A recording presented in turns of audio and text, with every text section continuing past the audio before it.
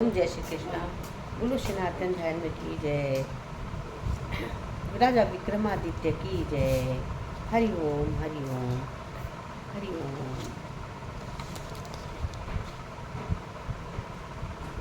राजा विक्रमादित्य की 31वीं पुतली है मानवती। मानवती उसके पहले थोड़ा सा पीछे की पुतली की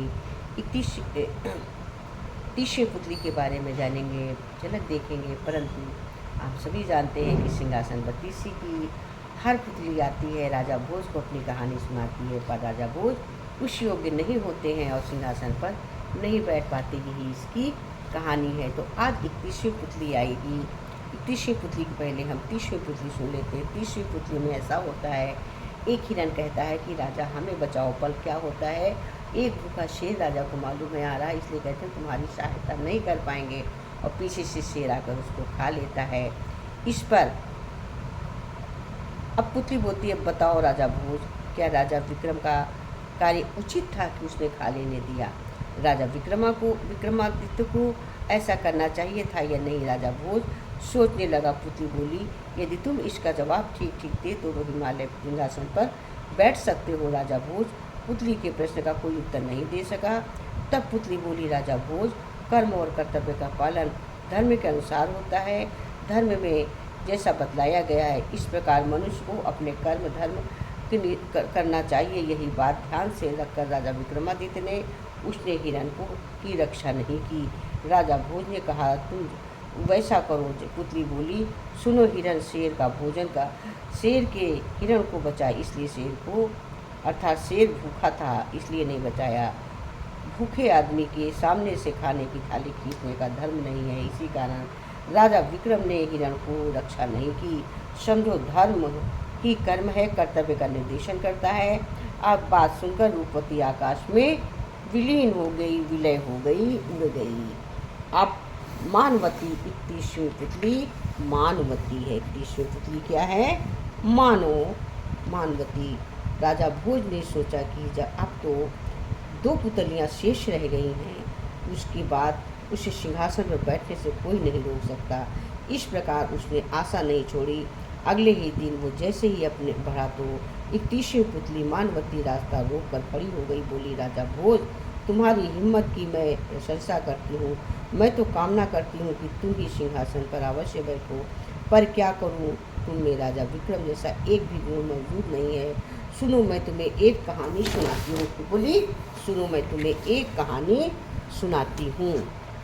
एक समय की बात है, राजा विक्रम नदी किनारे आए। उन्होंने देखा कि तेज धाराओं में एक युवक एक युवती बहते चले जा रहे। शायद अपने प्राण बचाने नदी किनारे लगने के लिए बेतरह हाथ पैर मार रहे थे, पर नदी तेज लहरों में सामने उसकी एक न चल पा रही थी। राजा विक्रम बिना एक क्षण गंवाए नदी में कूद पड़े और दोनों को खींचकर किनारे लगा दिए। राजा ने देखा, युवती बहुत सुंदर थी, शिक के नख तक उसका एक एक अंग मानो सांचे ने ढला हुआ हो। युवक ने राजा विक्रम को पहचाने बिना बतलाया, हम अपने परिवार के साथ नाव द्वारा यात्रा कर रहे थे।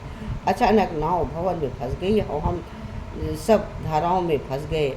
आपने हमारी सहायता की है, आपके हम बहुत आभारी हैं। युवती भी श्रद्धा और सम्मान के साथ राजा विक्रमादित्य को देख रही थी। विक्रम ने कहा, युवक से पूछा, तुम्हारा परिचय क्या है? वो बोला, मेरा नाम देवदंत है, मेरी बहन देवकांता है।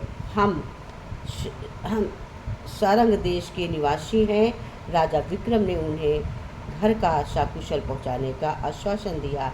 जब देवदंत के पिता को पता चला कि उसने और बहन को बचाने वाला और कोई नहीं विक्रमादित्य था, तो उसका मन श्रद्धा से भर गया। राजमहल में सारी सुविधाओं के साथ उन दोनों को ठहरा दिया गया। देवदंत अपनी बहन के विवाह के लिए बहुत चिंतित था।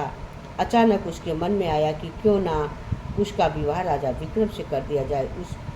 उसने इसी विचार के कारण राजा विक्रम के दर्शन करने की अनुमति प्राप्त की। देवकांता को अपने साथ लेकर वो राजमहल में गया।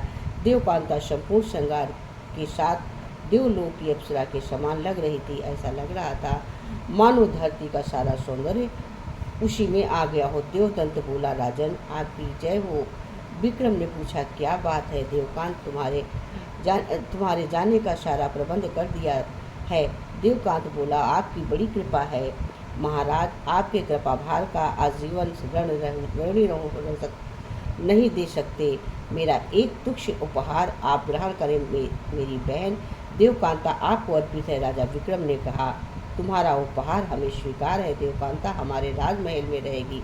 मेरी बहन के रूप में वो आजीवन निवास कर सकती है। देवकांत ये सुनकर सन्नाटे में छा गया, आंखें फाड़ कर रह गया। राजा विक्रमादित्य ने अब उसे पत्नी के रूप में नहीं बल्कि बहन के रूप में अपनाया था। वो राजा के चरणों पर लौट गया। राजा विक्रम ने कहा, चरित्र हमेशा बनाकर रखना चाहिए, बिना राजकाज कैसे चलेगा। जब मैं ठीक रहूँगा तो मेरे कर्मचारी और प्रजा भी ठीक रहेगी। राजा भोज ऐसा देखा कि राजा भोज हमारा राजा विक्रमादित्य कितना चरित्रवान था और कैसा निलोभी था। क्या गुण आप में ऐसे गुण हैं? अगर हैं तो राजन तुम इस सिंहासन पर बैठ सकते हो। राजन तुम इस सिंहासन पर बैठ सकते हो। परंतु राजा भोजपुत्री की इस बात का जवाब नहीं दे सका और सिर झुकाकर चला गया। तभी मानवती अपने कमल से सुंदर हाथ पैर फैलाकर आकाश में उड़कर विलीन हो गई।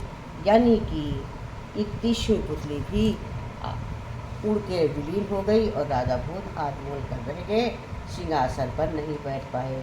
सिंहासन 32वीं की विक्रमादित्य की 31वीं पुतली संपूर्ण हुई। 32वीं पुतली कौशल्या देखने के लिए, अंतिम पुतली कौशल्या देखने के लिए आप हमारे चैनल को लाइक से शेयर करके हमारे चैनल पर बने रहिए। और इससे पहले की सारी पुतलियाँ जिसने न देखी हो, देखने के लिए हमारी प्रीवियस वीडियो देखिए। हमारी सारी वीडियो पड़ी हुई हैं इस पर हमारे चैनल पे। आपको सिंहासन 32 के अभिप्राय से पहली पुतली से लेकर रक्तमंजरी पहली पुतली है, वहाँ से लेकर आपको पूरी पुतलियाँ मिलेंगी। जिसने न देखी हो तो जाकर देख सकते हैं। इसी के साथ 31वीं पुतली हमारी संपूर्ण हुई। जय श्री कृष्णा बोलो। राजा विक्रमादित्य की जय। हरि ओम हरि ओम हरि ओम।